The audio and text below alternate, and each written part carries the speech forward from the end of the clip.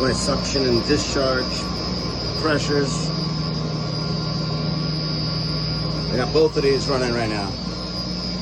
Normally this is on standby, but I need it for demand. Coming from the heat exchangers.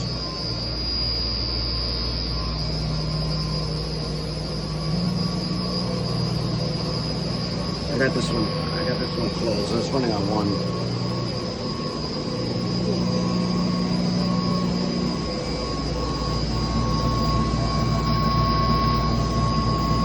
It's coming down from the cooling tower.